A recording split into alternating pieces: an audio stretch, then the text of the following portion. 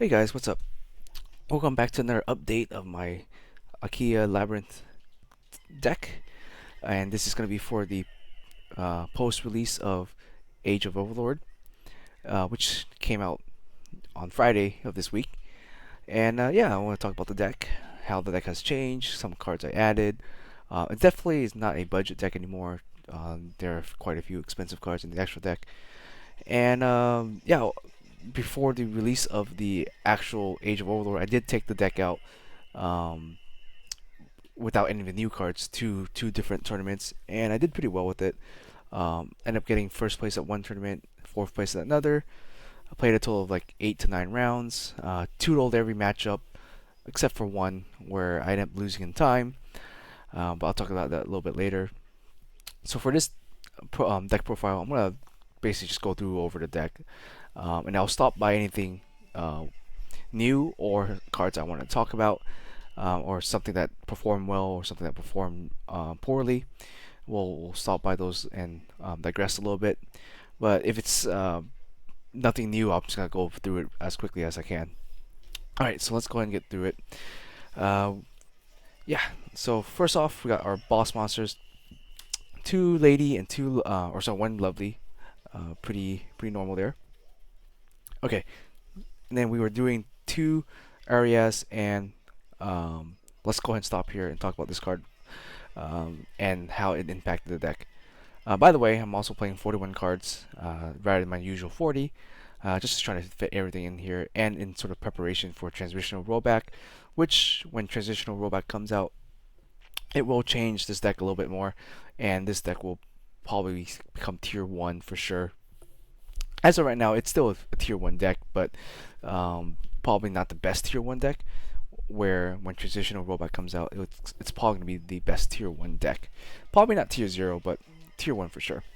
Alright, so we're going to talk about Arias here, the Labrynth Butler, and what she does for the deck, and how you can potentially use her to maximize the playability of the deck. So she has two effects. So her first effect during the main phase, you're allowed to tribute her, or I can send her from the field or the hand to the graveyard to either special summon a 11th monster, or set a trap card and then flip it, and be able to activate that trap card this turn. So that's her first effect. Second effect is anytime your opponent interacts with either a Labyrinth effect or card or trap or normal trap card, if you have her in the graveyard, you can activate her in direct response to their response to your effect, and she can summon herself from the graveyard. So pretty neat effect there. There's a few things she does for the deck, namely three things I can think on top of my head. The first thing is obviously with her first effect, she turns basically all your normal trap cards into hand traps. So if you have something like Daruma Cannon, or you have Dogmatica Punishment, those now become essentially hand traps, especially when you use her first effect. The only main weakness of that is that it has to be during the main phase, so your opponent has to. You give your opponent the first sort of priority during the main phase. Otherwise, she'd be too broken if you can use it during every phase, especially the battle phase. Like I accidentally test played this card with my friend while pretending her effect worked during every phase, and during the battle phase, this card is absolutely bonkers. But anyways, that's the discussion for another time. So first thing, turning your cards into hand traps, really nice. Or turning your traps into hand traps is really nice. The second thing she does for the deck is she gives you she's pretty good fodder for the Ikea cards for the Stovey and the Chandelier, because you have Stovey or Chandelier, you activate that and discard her to the graveyard, and if they interact with either Tovi or Chandelier, if they like call by the graves them or something like that, or negate their effect, then you can use her effect in the graveyard, and then summon her in response, which is really neat. So she makes all your furniture cards, discarding with her a little bit better, and that's kind of like one of the main, kind of not really main thing that you normally would think about, but when you think about how the deck plays and when the game gets kind of grindy, she really helps with the grind game in that particular sense. And then the third thing she does, mainly for the deck, is just putting bodies onto the board. So by putting a ton of bodies on the board, you're able to link climb a lot better, especially when you have the release of SP Little Knight. She helps you climb into SP Little Knight a little bit better. She also helps you climb into Chaos Angel a lot better when you have her plus Ariana on the board. That's level 10. You climb into Chaos Angel. So yeah, she serves all those three purposes pretty well. Um, and I think ratio wise, I think two is a pretty good number. You can even play one, but I think having two is nice just because if you open up with her, you can turn any of your trap card into hand trap cards, or you can summon a monster on your opponent's turn immediately via Welcome Labrynth or Big Welcome, which is kind of neat in that sense.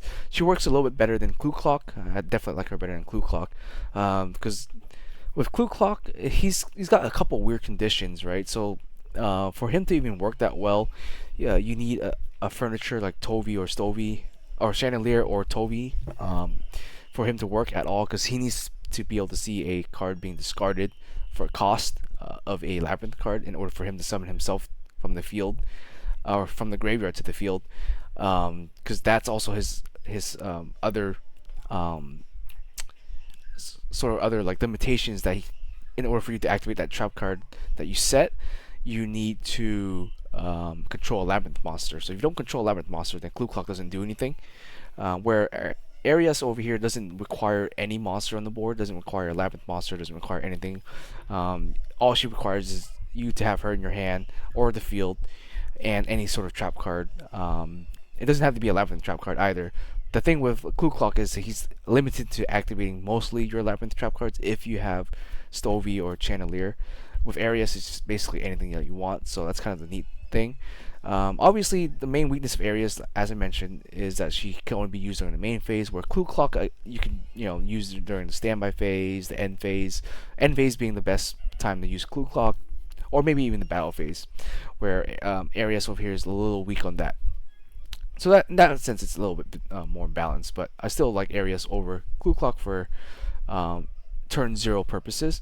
Yeah, turn zero with Clue Clock, is insane sometimes if you have like Clue Clock plus the furnitures, but if you don't, then Clue Clock is just kind of dead in your hand.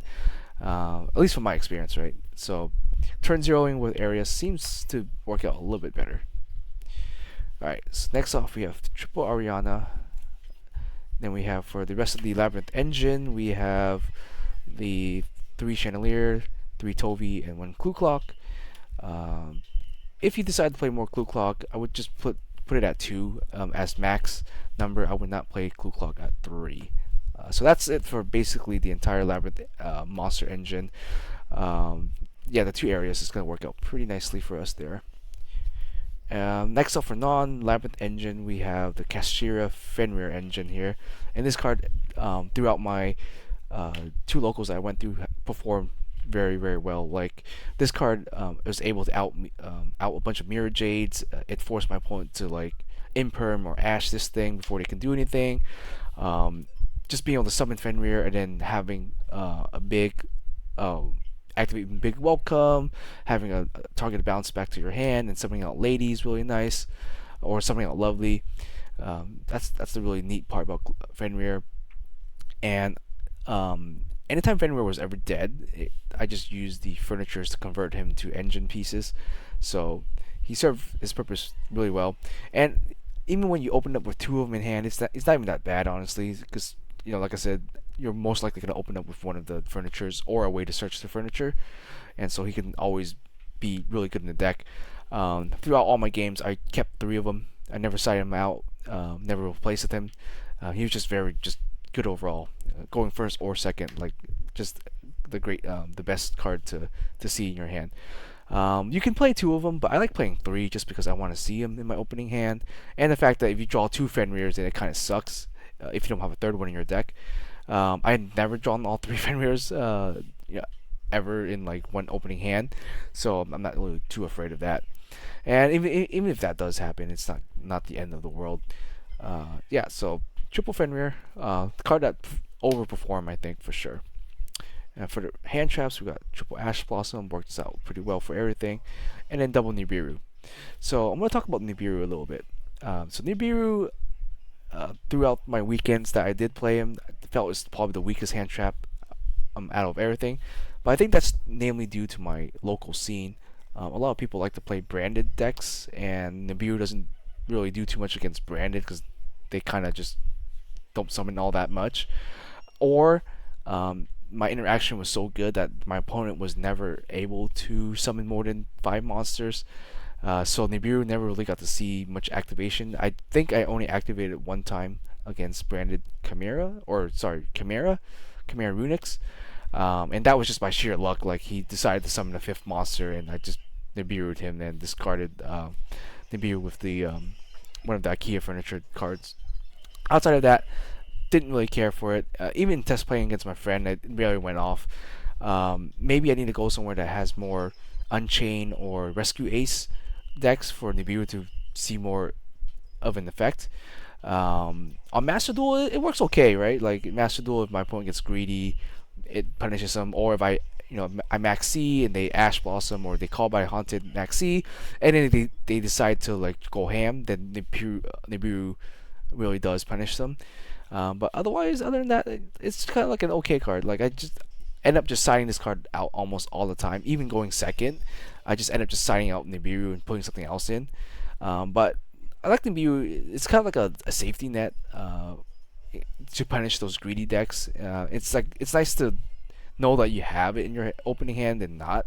But I definitely don't think you need triple Nibiru. You can just go down to 2. I think that's fine.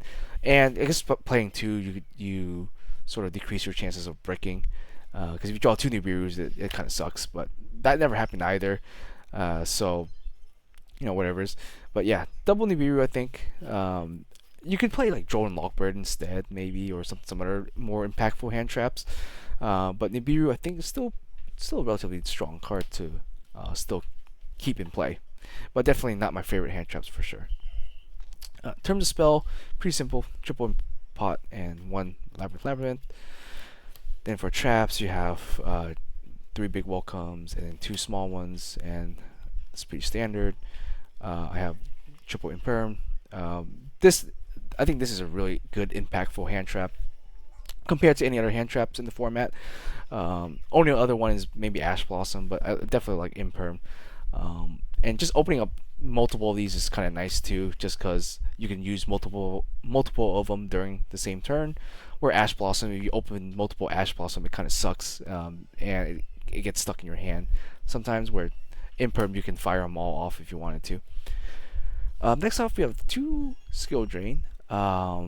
Skill Drain did win me a few games, but I sort of want to pivot this deck to be less floodgatey and to play more into my extra deck, because my extra deck now is actually kind of worth going into, where before my extra deck wasn't really that kind of impactful. It didn't really matter all that much.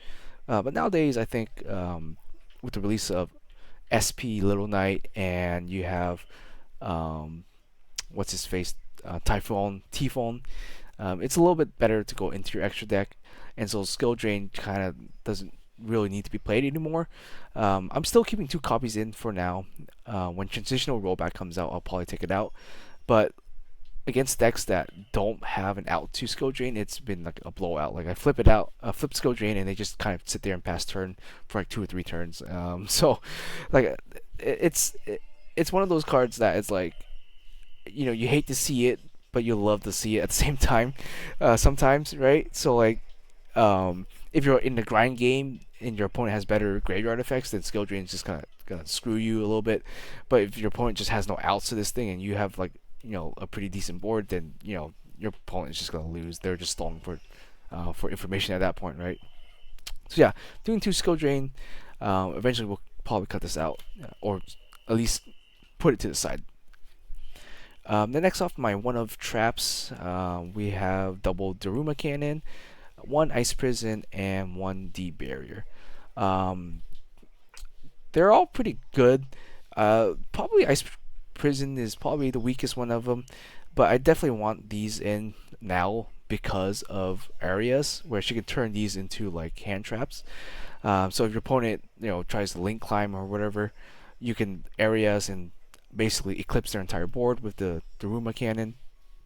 Or you can if they throw things in the graveyard, they need to um, activate that card in the graveyard or reborn it or whatever. You can steal it with the ice uh, dragon prison here, or if they try to, like, if you're playing against, I don't know, maybe a pearly deck and they're trying to exceed their first turn and you have this in your opening hand, then you Arias and D barrier and they just pass turn. So I think they're all very strong effects. Another card you could play is Terror, Overroot. I decided to finally just take this out for now because I think these cards work better turn 0 than Terror does.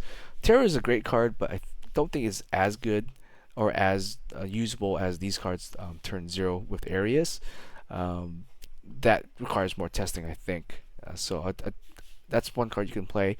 Another card you can play is Dogmatica Punishment. Dogmatica Punishment is pretty good with areas, but that does require you to dedicate a little bit more extra deck space to the Entis or the Tri Brigade or what's the other thing? The Garuda.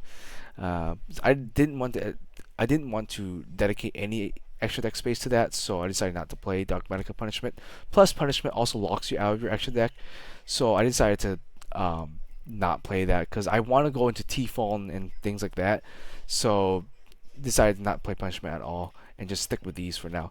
And like my deck is 41 cards, so you can easily take out a card somewhere and replace it. You can take out the skill drains if you wanted to, and replace it with Terror and or another Nibiru maybe. I also have like a third Nibiru here. Or you can play Call by the Graves if you wanted to. Just there's a couple of deck building choices you can make there. I'm playing 41 because I think in the future when the transitional rollback comes out, I'm gonna be playing 41 cards or maybe 42 cards even just to fit all the cards I want to see in there. But yeah, that is the main deck there. Let's go over to side deck. Side deck hasn't changed all that much, and I accidentally bumped my camera a little bit here. Side deck didn't change all that much. But yeah, let's go ahead and go through it. So we got double Lava Golem. I only sided this thing once against Evil Twins, and it wasn't that super impactful.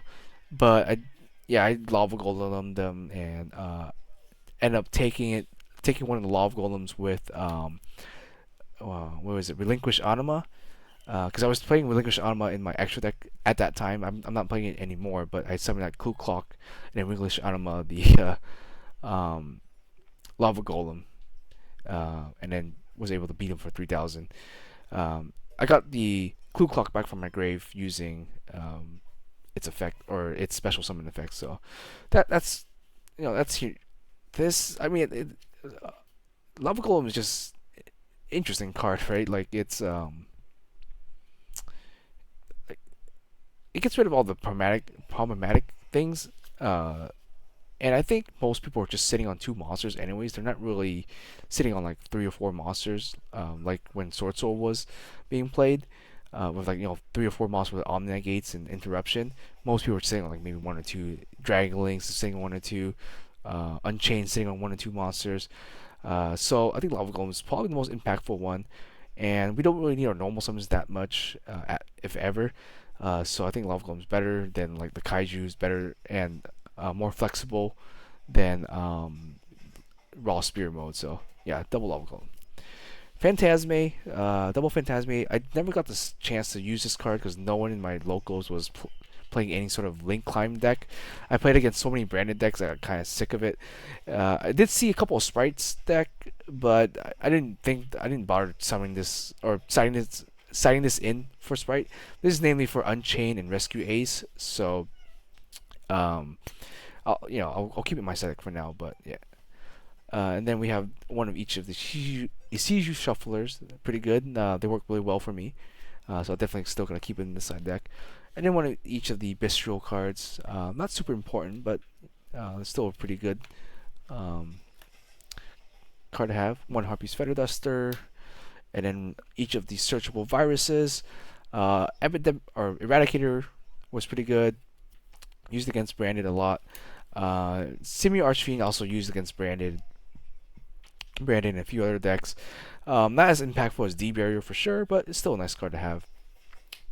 Magic Deflector, never got the chance to use this thing. I played against a couple of Runic decks, but my matchup was so good against Runics that I never ended up signing this thing in. So I might just definitely take this out for something else in the future. Maybe like a different dimensional barrier grounds or something like that. Or some other impactful normal trap card. But for now, I just have it in there as I don't know what else to replace it with right now. But yeah. And then finally, Triple Solemn. Solemn worked out pretty well. I only sided it one time because that was the only time I went into game 3. And it worked out really well. Unfortunately, it cost me the game too because we were in time. So what happened was, I think I went first. I set Solemn. You know, I was playing against a branded deck. He does his thing. I interrupt him. My turn comes around. He tries to like fusion summon with a trap card. I Solemn Judgment in it. I go to 8,000 or from 8,000 to 4,000. And then I was trying to summon out a couple of monsters to go battle phase. I had Druid Swarm with I had Druid Swarm on the board plus a Big Welcome Labrynth. So I go activate Big Welcome Labrynth, bounce the Druid Swarm back, and then get out Lovely, and then try to summon Bistro's Druid Swarm again because he had no monsters on the board, so I had to do it during my main phase, and then time was called. So if I had a couple more seconds, I would have been able to do at least 40. What was that? 5,400 damage, and probably would have won in time. Or just win by regular grinding him out because I was up like 3 or 4 cards to his 0 cards on the board, 0 cards in hand. So either way, I had that game won. I just lost in time because time was called before I could get to the battle phase. So that's the only time where I thought Solemn Judgment was like a little iffy. Probably misjudged how much time I had left.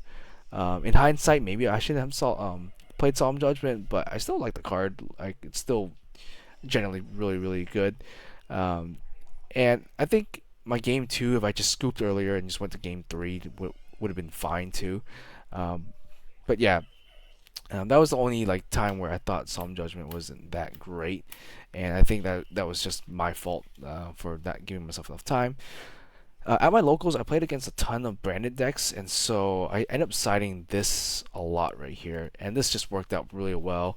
Um, just interacting with their graveyard, and then just stop them from summoning, interacting with their branded fusion. Granted, this card's a little iffy sometimes because if you activate this and you tribute it and you hit one of their branded fusion, they do generally have another way to search it out, so it's not guaranteed to kill their fusions, but it's still nice to be able to like hit their fusion if they have no other way to search it. Then you're golden. Simio Archfiend worked okay, especially when they summon out Lubellion or they summon um, yeah, it was a Lubellion and the other dragon. I forget the other dragon. They pitch for cost or Albion, Albion or Lubellion, and they try to fusion summon again. You just activate Simio Archfiend, and then they pass their turn. So kind of nice in that particular sense. And then Shizu Shuffler just generic graveyard hate, and it's worked out pretty well because almost every deck nowadays is relying on their graveyard one way or another.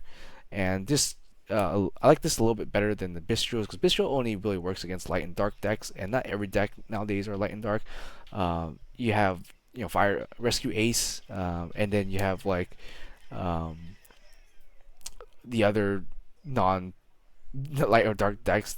So the Keldor and Keldo and Midora have worked out pretty well, and I guess this is still pretty good against tiers. If they mill one of these, then they're basically doomed, right? So I don't think we'll have to worry about tiers all that much, but they're still a deck that we kind of have to be careful of. They're still definitely a top tier deck. But yeah, that's why I end up signing in most of my matchups. And then as for the extra deck, as I mentioned, it has changed the most. Let me go and move some of my cards away. Extra deck wise, we added a couple new cards in and basically kind of change it to be more versatile and usable. So let's go ahead and talk about it real quick. So we have one Underworld Goddess, one Blackluster Soldier of Chaos. Soldier of Chaos is kind of nice because we do have a bunch of level 7s. We have Fenrirs, we have Our Ladies and Lovelies. And going into Blackluster Soldier allows us to basically out a bunch of things and just apply pressure and be really annoying with. So yeah, I think this I should have played this card a lot earlier, but um, because I was one of my games I had a really tough time outing a Dragoon, but obviously nowadays we have Typhon, so outing a Dragoon shouldn't be all that big of an issue. But yeah, this card's still nice. Like sometimes you'll be able to like just do a ton of damage or just OTK someone the turn after if they can't deal with this card. So yeah. Next off we have what I call the um, SP little package, I guess, or SP Little Knight package. So we have Dark, Masquerena, and SP Little Knight herself. Uh, if you wanted to, you can definitely play two SP Little Knight. I just don't have a second copy, so we're just playing the one.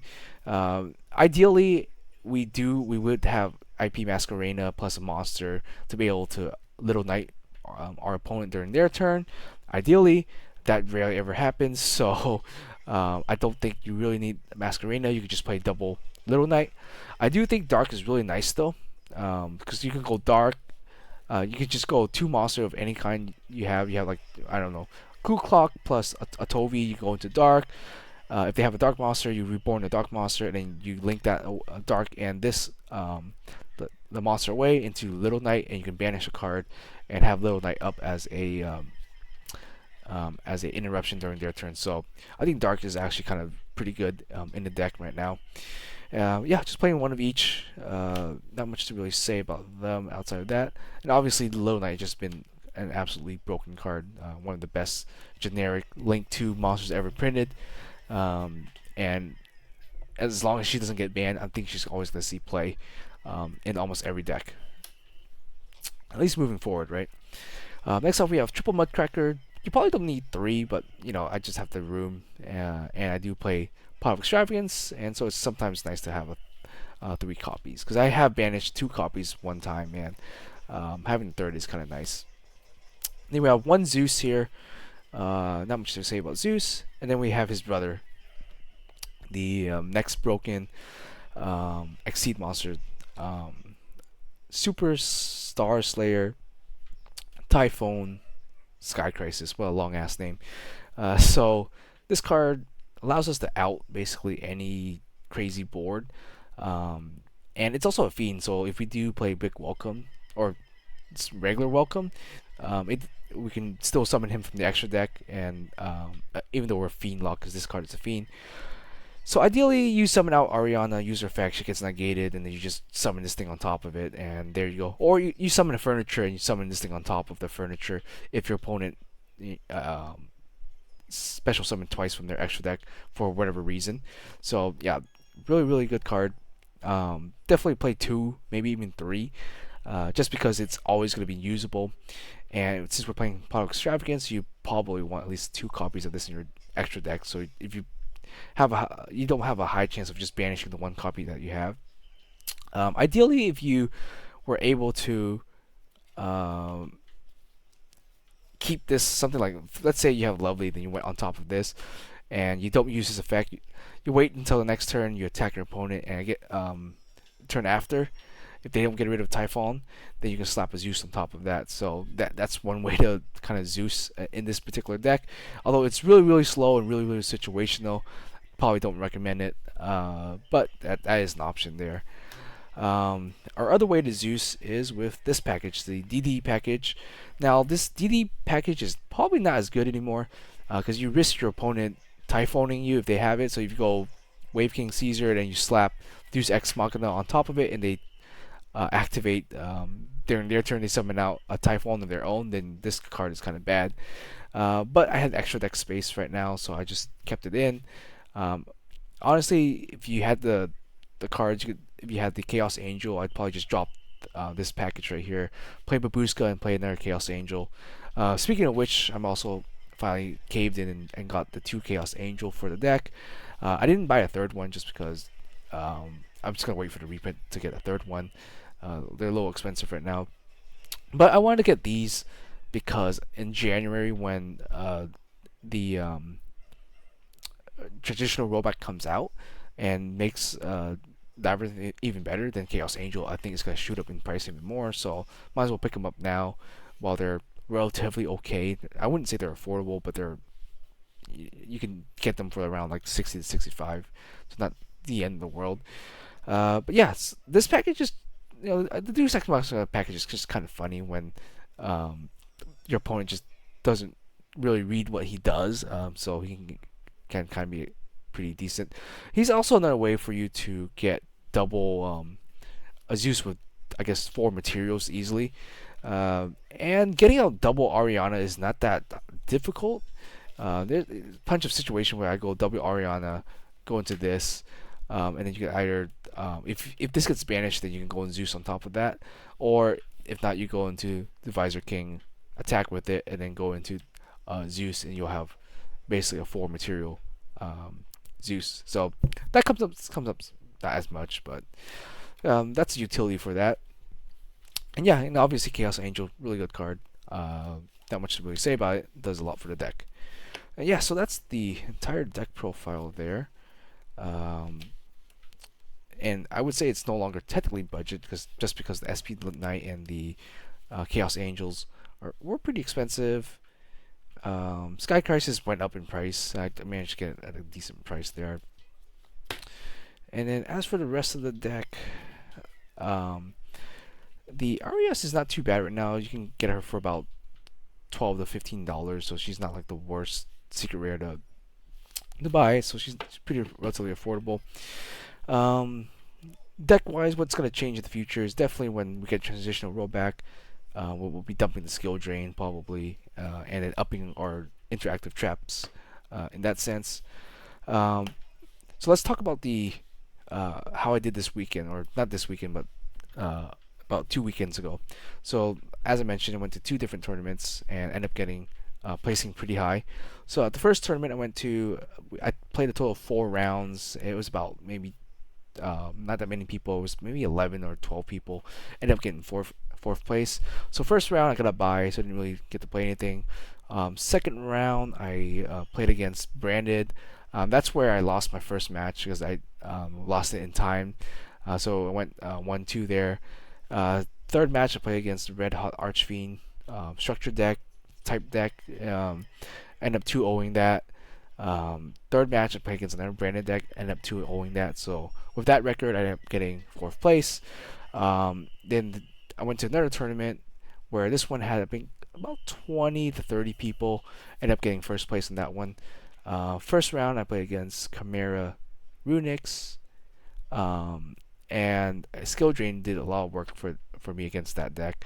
I didn't even know what Branded did half the time, or sorry, the Chimera cards did half the time. I just activated Skill Drain and just turn off my brain there, and then won my matches. So 2-0 that one. Round 2 I played against Sprites Evil Twins, or Sprites Live Twins, and 2-0 that one. Yeah, not much to really say about that one. Round 3 I played against Predaplant Branded, or Branded Predaplant, at 2-0 that one. Round 4 I played against another Branded deck, and I 2-0 that one. And then the fifth round was supposed to be against Exo Sister, but me and my opponent decided to split. So I ended up with first place just because my tiebreaker was better, but we just split the prizing, and we never played each other. So yeah, but overall, deck did really well. Really consistent. Never really felt where I had a really terrible bricky hand and was always able to play. I mean, there's a few times, but like this, you just need to draw 1 or 2 cards. Like you just need to draw a furniture, and you can turn your bricky hand into like just like straight up engine. You do run out of cards pretty quickly, so that's why you need the Fenrir's and you need the Pot of Extravagance. I like Pot of Prosperity is technically a better card, but the Extravagance is nice because like just the way this deck is built, you're going really ham on your discarding, and so Extravagance just helps to keep your hand full, even though you get rid of your extra deck, and it makes your extra deck unreliable, which is fine. I think just overall you should be able to win games without ever having to touch your extra deck, from at least from my play experience. But if you like your extra deck, then I'd probably just play Prosperity.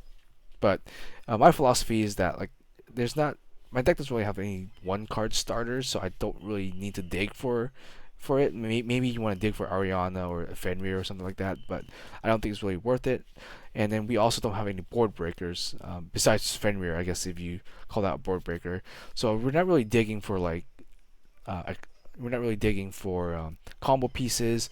We're not really digging for one card starters, and we're not really digging for any board breakers because we're not playing evenly. You're not playing lightning storms. You're not playing um, um, Harvey's Feather Duster or whatever in the at least in the main deck. So I didn't think Pot of Prosperity was gonna make this deck any better or more or consistent wise. So I decided to just go ahead and stick with the extravagance there. And as long as you draw into your furnitures, uh, you're good to go. Uh, and then yeah, Arias, like I said, we'll see how she works, but she's gonna be really neat. She's gonna make our extra deck plays a lot better. Uh, we are able to go into SP Little Knight a little bit easier. We're able to go into Chaos Angel a little bit better. Yeah, overall, just this card I think is just what Labrynth kind of needed to be a better deck. Right now, it's probably still not tier one. I still think, oh, it's tier one, but it's not the best tier one deck. I definitely think Rescue Ace or Unchained is better as a deck, but Arias really does kind of help put us on the map, I would say. And even at my locals, didn't really see any Labrynth deck. I mostly just saw branded. I wish I saw more Rescue Ace style decks or decks that use the extra deck to link climb. I do play against my friend's Math Mech deck, and that deck link climbs a lot. And this deck does kind of struggle with that sometimes too, because we have really no way to at first answer their link climbs. But now, since we're playing double Daruma Cannon, I think we might have a little bit better chance in that sense, because Daruma Cannon is pretty good against link climbing decks. And with Arias, we should be able to like turn that into like a hand trap, which is really nice there. Anyways, guys, that's basically it, I think. Don't think there's anything else to really talk about. The extra deck might change a little bit. Maybe I'll take out one Solemn Judgment and the Defector to add something else. Didn't really get to test out the Phantasme, but I'm still going to keep it in the deck because I still think it's a pretty good card. Lava Golem is okay. Like, if you're playing against, like, I don't know, Sword Soul, then definitely want to play this. But if you're not, if your opponent's not really putting up any Omni negates, then you probably don't have to really worry about Lava Golem. And then for the Graveyard Hate, I think Medora and the Dragons are pretty good enough that I don't think you need to really play any other Graveyard Hate. And yeah, that's really it. So 41 cards. I'll try to take it out sometime later this weekend or some shit, and then we'll play and try it out. And yeah, I'll let you guys know how I do. Stay tuned. See you guys next time.